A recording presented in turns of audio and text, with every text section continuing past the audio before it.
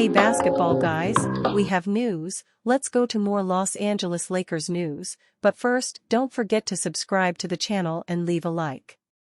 It's still the beginning of the season and the Lakers have been playing well, and fans realize that despite this squad's efforts, more players will be needed to go far. There is also the chronic problem with D'Angelo Russell, who unfortunately cannot maintain his level of performance and ends up being unreliable. Trading D'Angelo Russell for a big man would bring a good return for the Lakers. Lakers want to trade D'Angelo Russell to the Utah Jazz and bring in center Walker Kessler. The Lakers still need to look for a D'Angelo Russell upgrade. The Los Angeles Lakers have raced out to an impressive 3-1 start, thanks to the prolific play of their dynamic duo, Anthony Davis and LeBron James, and newly hired head coach J.J. Redick. Under Redick, the Lakers' offense looks more fluid than ever, with several players having bought into the former sharpshooter's offensive philosophy. This approach has led to some significant wins against some of the top teams in the West, like the Timberwolves and Sacramento Kings. However, despite the promising start, not everything is perfect in Los Angeles. Early success has somewhat overshadowed D'Angelo Russell's early struggles. Russell has struggled to find his place in the new-look Lakers offense, which may raise long-term concerns about his future in the City of Angels. Russell has been an integral part of the Lakers, especially after a strong season last year, averaging 18.0 points per game and 6.3 assists. The star guard has significant trade value. Despite Redick debunking any trade rumors, the Lakers can still benefit from making a splash by moving off Russell. Coming into the regular season, Salt Lake City made a lot of noise about several players on its roster and whether they were available via trade. The Jazz can still possibly make a trade to aid them in their quest to rebuild, potentially centering around a package that would bring Walker Kessler to Los Angeles for D'Angelo Russell. Reports today indicated that the Lakers were interested in acquiring the solid backup big man, and it would make sense. For the Jazz, Russell can provide another steady, quality guard and a potential trade piece for more draft picks. Utah might also be able to pull a future first-round pick from the Lakers in the deal, or a young player like Max Christie or Jalen Hood-Schifino. For the Lakers, Kessler would solid backup big man, who can play minutes behind Anthony Davis and ensure that there's always a defensive anchor in the middle of the floor. Lakers remain interested in Jazz's rising star for help at center. The Los Angeles Lakers have been linked to Utah Jazz center Walker Kessler for months, and though a deal has yet to take shape between both teams, the Lakers' interest reportedly has not waned. According to Basketball Real GM, the Lakers are looking into Kessler to address their need for a center to pair alongside superstar power forward Anthony Davis. One player Los Angeles has interest in is center Walker Kessler of the Utah Jazz. The Lakers are looking for frontcourt depth around Anthony Davis, the publication reported. Kessler would fill the backup center spot. He would also allow the Lakers to open games with a bigger lineup, should Redick choose to go that direction.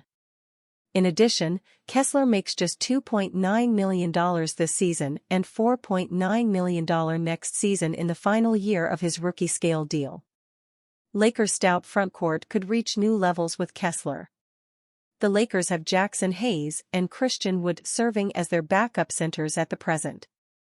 Hayes has been solid for Los Angeles through their first 3 games of the season, providing them with 6.7 points and 4 rebounds per game in 15.7 minutes off the bench.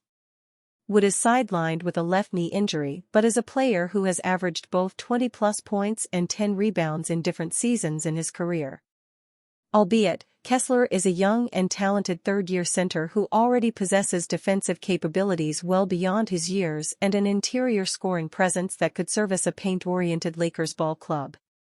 The 7-footer is on the prowl this season, posting a customary 9 PPG along with a whopping 11.5 rebounds and 3 blocks per contest in only 25 minutes of action. Kessler is a cost-effective, young, defensive-oriented 5-man who can control the glass, protect the rim, and do LA's dirty work without needing an incredible amount of playing time. If the Lakers can retain their current starting five, Kessler would be one of the most fitting options for the front office to pursue at some point this season.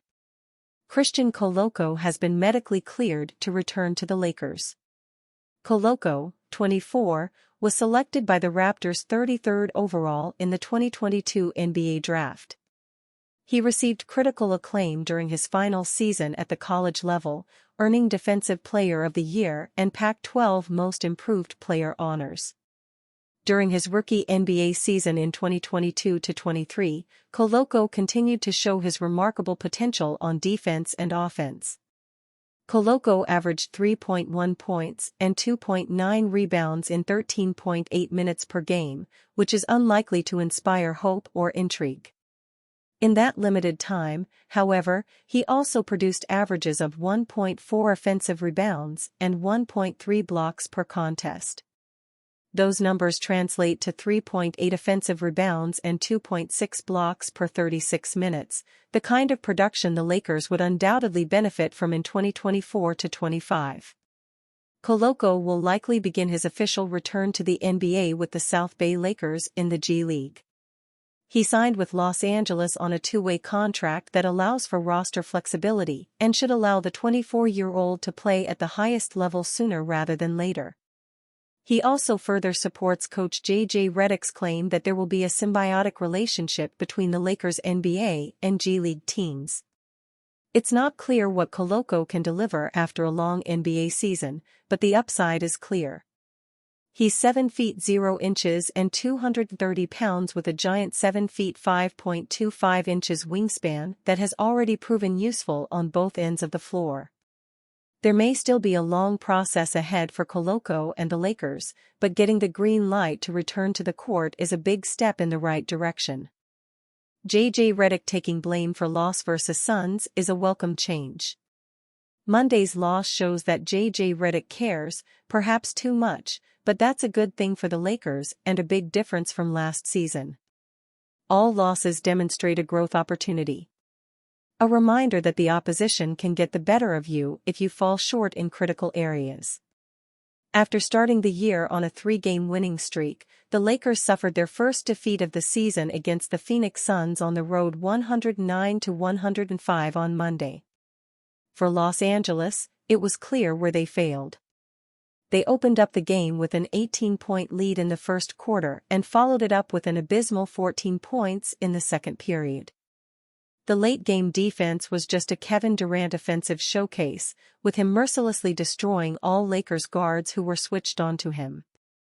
The Lakers stayed in the contest until the closing seconds, but it wasn't enough. In a rare moment from Redick, he kept his defensive strategy the same even though KD was lethal and unbothered.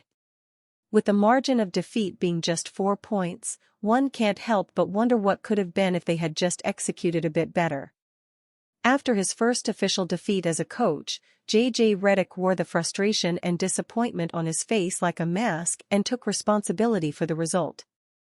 "If there's one thing to nitpick, it's probably me," Redick said. "I probably should have gone to the blitz defense a possession or two earlier against KD. But I liked that group that we had out there defensively. I trust those guys. And then the other thing I would say is we should never have a 14-point quarter. So, that's on me as well. Part of that is on me. I have to make sure we're running good offense. Felt like it was a little random, we got stalled out, we talked about it at halftime. For us to be a high-level offense, we have to move bodies and we've got to move the ball. They just kind of took us out of what we were doing initially. We were great in the second half. We executed great in the second half. Just that second quarter really hurt us." This kind of response after a loss, especially after the first one, was unexpected. It's not uncommon for coaches to directly take the blame for a loss, but for the last 2 seasons under Darvin Ham, it happened, well, never. The areas to improve or where things went wrong for the Lakers was always spoken in generalities. Ham would never identify an error in his decision-making or even hint at a loss being on him, much less take accountability as Redick did on Monday night. During the middle of the 2023-24 season after a loss against the Memphis Grizzlies that was part of a 4-game losing streak, Ham told fans not to care as much about these results and reminded us for the umpteenth time that it's a marathon. Ham said this during the Lakers' worst stretch of results last season when they went 3-10 after winning the in-season tournament. I can't think of a better example of a lack of desire for accountability than telling those who want more from you to simply not care. Actually, there is another one that comes to mind from last season. After a Game 2 defeat to the Denver Nuggets, Anthony Davis said the Lakers sometimes didn't know what they were doing, an alarming statement to make during a playoff series against the defending champs. At the following practice, when asked about the comment, Darvin Ham actually pushed back, saying he agreed to disagree. A coach has plenty of jobs, but at the core, you are instructing players, who are supposed to execute on that guidance. If the best player on the team says players don't know what they are supposed to be doing, then you've failed them, and the goal has to be getting them on board with your plan and not pushing back on that assessment. This is among the many reasons a change was needed in Los Angeles. You need someone who holds a high standard, not just for the team but for themselves. By all accounts, Redick is that guy.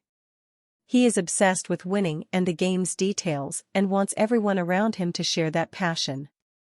This was just one loss against a generally good team, but it bothers him, and when he looks at what went wrong, he looks from within. After the game, Davis acknowledged that Redick was doing what all good coaches do, taking accountability. However, like Redick, he also looked within and considered what the players could do better.